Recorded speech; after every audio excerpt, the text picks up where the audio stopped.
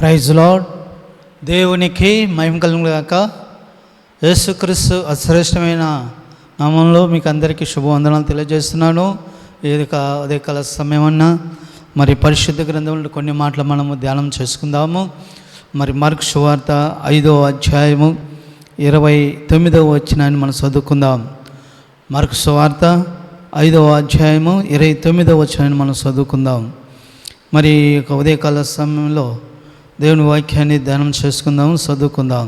నేను చదువుతాను. ఇక్కడ మనం గమనించినట్లయితే మార్కు సువార్త 5వ అధ్యాయము 29వ వచనం. వెంటనే ఆమె రక్తధార కట్టెను కనుక తన శరీరంలోని బాధ నివారమైనదని గ్రహించుకునేను. ప్రేమంటి వాళ్ళారా, ఈ యొక్క ఉదయకాల సమయం చూసినట్లయితే ఇక్కడ మనము వాక్య భాగ్యాన్ని మనం చూస్తున్నాం.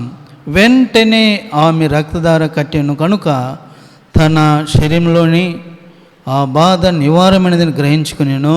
ఇక్కడ ఒక స్త్రీ మనం చూస్తున్నాం. ఆమె పేరైతే పరిశుద్ధ గ్రంథంలో రాయబడలేదు, కానీ ఒక స్త్రీని మనం చూస్తున్నాం. మరి ఆమె 12 ఏండ్లుగా రక్తస్రావత కలిగినటువంటి స్త్రీని మనం చూస్తున్నాం. ఆమె మరి రక్తస్రావం కలిగిన స్త్రీని మరి ఎన్నో వైద్యుల దగ్గరికి వెళ్ళి ఆమె చూపించుకున్నది. ఉన్న డబ్బంతా వ్యయమైపోయింది, ఖర్చు అయిపోయింది. ఆమె జబ్బు నయమవల, ఆమె బాధ నయమవల, ఆమె వ్యాధి నయమవల. ఆమె ఎంతో బాధపడుతూ ఉంది. మరి ఆమె యేసుని గురించి వినింది. యేసుని గురించి విని మరి యేసు ప్రభు దగ్గరికి వచ్చి ఆమె సంగతి అంతా చెప్పుకోవాలని చెప్పి ఆమె యేసు ప్రభు దగ్గరికి వచ్చింది. అయితే యేసు ప్రభు దగ్గరికి వస్తే యేసు ప్రభు దగ్గర జనసమూహాలంతా ఆయన చుట్టుముట్టేస్తున్నారు. ఆయన్ని మరి తాకుతున్నారు, ఆయన్నితో మాట్లాడుతున్నారు. అనేకమైనవి అక్కడ జరుగుతున్నాయి. అయితే మనం గమనించినట్లయితే ఆ స్త్రీ ఆమె బాధతో వచ్చింది. అయితే ఆ బాధ ఎంతో భయంకరమైన బాధ. 12 ఏళ్ళుగా బాధపడుతుంది ఆ బాధతో. అయితే ఇప్పుడు ఆయనకి చెప్పుకోలేక ఏం చేసిందంటే యేసయ్య వస్త్రములను వెనకతట్టు తాకింది. యేసయ్య వస్త్రములను వెనకతట్టు తాకినప్పుడు యేసయ్య నాలో ప్రభావం వెళ్ళింది, ఎవరో నన్ను ముట్టారని చెప్పి ఆయన చెప్తున్నాడు. మరి ఆయనకు తెలుసు ఎవరు ముట్టిందని, ఎవరు చేసింది యేసయ్యకి తెలుసు. అయినా మరి ఎవరైతే ఆయన ముట్టారో, ఎవరైతే ఆయన తాకారో, బాగుపడినారో వారు వచ్చి ఆయన దగ్గర చెప్పుకోవాలనంటే ఉద్దేశంతో యేసు ప్రభు వారు అక్కడ మనం చూసినప్పుడు ఆయన అంటుండే, ఎవరైనా తాకారంటే మరి ఆమె జరిగిన దాన్ని తెలుసుకొని యేసు ప్రభు దగ్గరకు వచ్చి యేసు ప్రభుతో అంటుంది. ఏమంటుందంటే ఇక్కడ మనం చూసినట్లయితే వెంటనే ఆమె రక్తధార కట్టెను కనుక తన శరీరంలో బాధ నివారమైన గ్రహించుకుని. ఇక్కడ ఒక విషయాన్ని మనం ఏంటంటే గమనించిందంటే ఉదయకాలంలో 12 ఏళ్ళ నుండి బాధపడుతుంది, రక్తస్రావంతో బాధపడుతుంది, ఎంతో ఖర్చు పెట్టుకున్నది, ఎంతో దిగులు చెందుతుంది. బాధ బాగోలా చాలా చాలా బాధపడుతుంది, చాలా వేదన చెందుతుంది. ఆమె కాదు, ఆమె కుటుంబం వారు కానీ అందరూ బాధ చెందుతున్నారు, బాధపడుతున్నారు. ఇక ఈ రోగము నాలుండి పోదు, నాలుండి వ్యాధి పోదు అని చెప్పి అన్నట్టుగా ఎంతో కుమిలి వేడుస్తూ బాధపడుతుంది. అయితే ఒక్కసారిగా యేసయ్య వస్త్రములు తాకినప్పుడు ఆ వస్త్రంలో నుండి ప్రభావము, శక్తి ఆమెను బాగు చేసినట్లు మనం చూస్తున్నాం.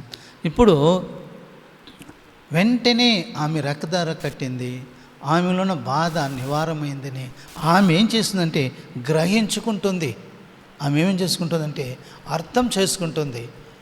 ఆమెలో ఉన్నట్టు బాధ, బలహీనత, ఆమెలో ఉన్నట్టు వ్యాధి ఒకసారిగా పోయింది అని చెప్పి ఆమె ఏం చేసిందంటే గ్రహించుకున్నది. ఆ బాధ అనేది పోయిందని చెప్పి గ్రహించుకున్నది. ఏంటంటే 12 ఏళ్ళ నుండి నేను ఇంత బాధపడుతున్నాను, ఇంత వ్యాధితో నేను కుమిలిపోతున్నాను, కానీ నేను ఎంతోమంది డాక్టర్లను సంప్రదించాను, ఎంతో ఖర్చు పెట్టుకున్నా, కానీ నా బాధ ఎవరు తీసేయలేదు, నా రోగం ఎవరు తీసేయలేదు, నా వేదన ఎవరు తీసేయలేదే. అయితే నేను యేసయ్య వస్త్రములు ముట్టిన ఇప్పుడే నా బాధ పోయింది, నా రోగం కుదిరింది, నాకు స్వస్థత వచ్చింది, నాకు ఇప్పుడు నెమ్మది ఉందని చెప్పి ఆ స్త్రీ ఏం చేసిందంటే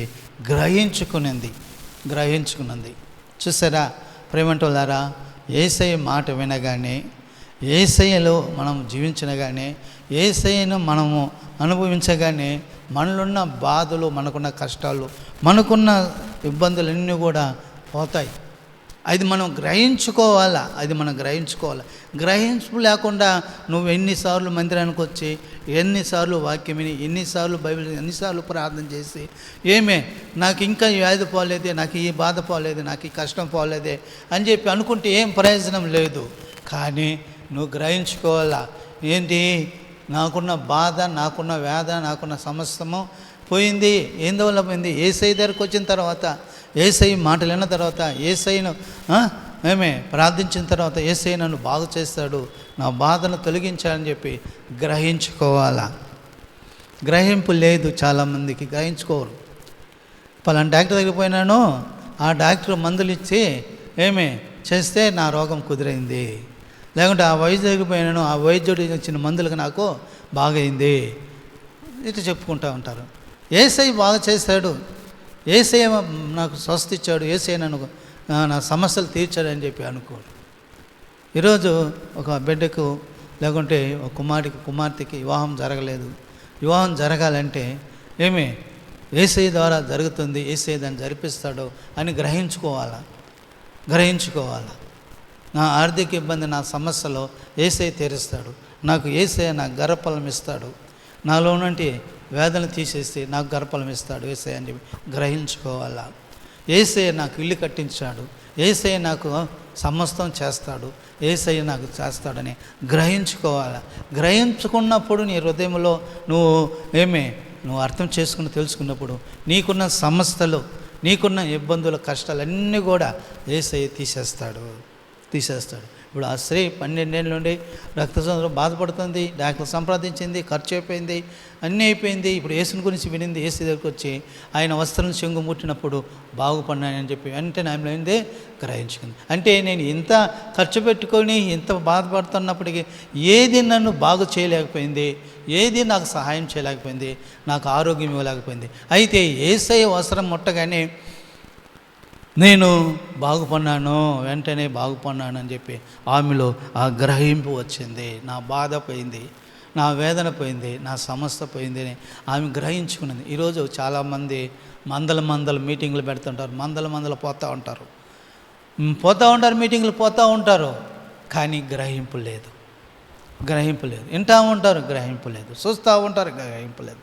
గ్రహించుకున్నప్పుడే నీకు అద్భుతాలు దేవుడు చేస్తాడు, నీకున్న సమస్యల పరిష్కారం చేస్తాడు. నువ్వు గ్రహించలేకుండా యేసయ్య దగ్గరికి వచ్చిపోతే ప్రయోజనం ఏం లేదు, వినేసి అయితే ప్రయోజనం లేదు. మనుషుల్లో గ్రహించుకోవాలా. ఈరోజు యేసయ్య నా బాధలు, నా కష్టాలు, నా సమస్యలు తీర్చేశాడు అని మనం ఏం చేయాలా? గ్రహించుకున్నప్పుడు దేవుడు మనకు సహాయమో చేస్తాడని చెప్పి ఉదయకాల సమయంలో మనము జ్ఞాపకం చేసుకుంటున్నాం. నీ బాధ, నీ కష్టము, నీ సమస్యలు ఏదైనా సరే యేసయ్య దగ్గరికి రా, యేసయ్య దగ్గర చెప్పుకో, యేసయ్యలో ఉండు. యేసయ్య నీలో ఉంటే నీ సమస్య ఏదైనా యేసయ్య తీర్చి నీకు బాగు